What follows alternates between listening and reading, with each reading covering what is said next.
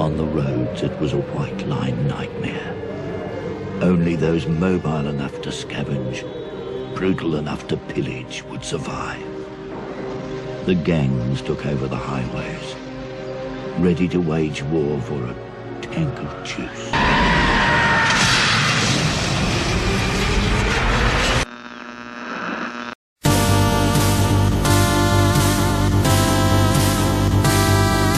Okay, we're gonna kick things off with a cart that doesn't get enough love, but Super Spy Hunter is probably one of the best examples of this genre.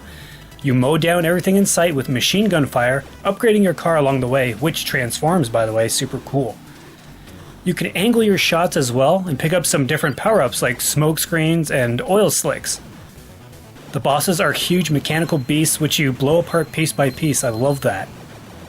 Overall, this one is the total package, and being a Sunsoft game, we're going to get excellent music as well. If you've missed out on Super Spy Hunter, remedy that immediately. It's like the original, but given a shot of horse crank.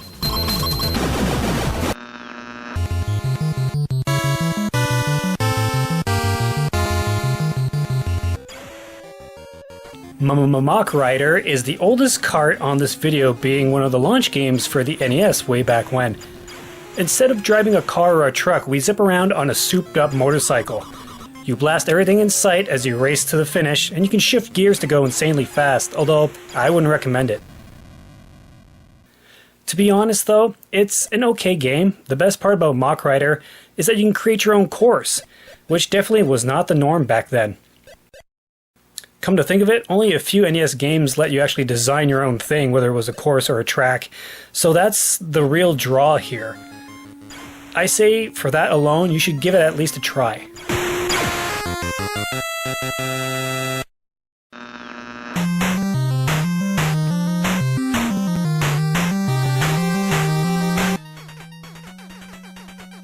Tank games are normally not my cup of tea, but Vindicators is the exception. This plays way more arcadey with lots of action and has a quick pace to it.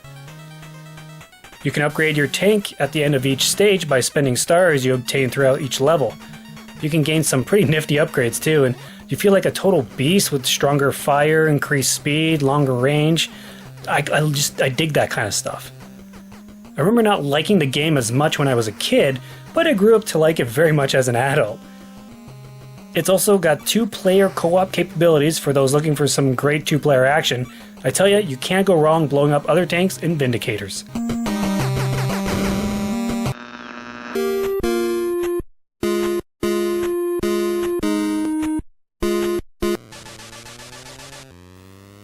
This is another cartridge that Retro Matt and I used to borrow from our Uncle Mac as kids.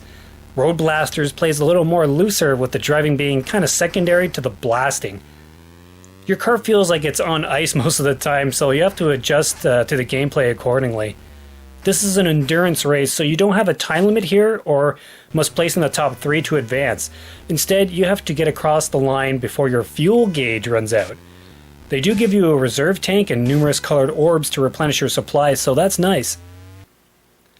There's extra weapons and shields that will occasionally be dropped off to you, so overall, Road Blasters is a long game, but it's a good time if you give it a chance.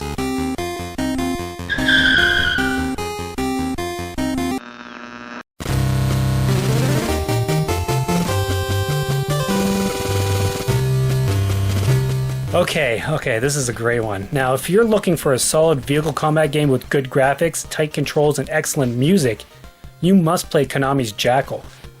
You move around in your Jeep shooting other machines of warfare, and one of my favorite parts is the ability to rescue POWs by breaking them out of their prisons. Then you ferry them to the nearest helipad to score big points too. I love it. This is also another wonderful pick for a 2-player game, and it's one of the best in my opinion. Come on, who doesn't love running people over too? Jeez.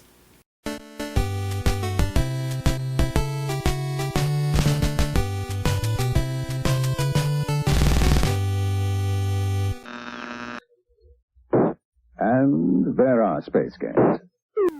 Well guys, that does it for another video. As always, thank you so much for watching.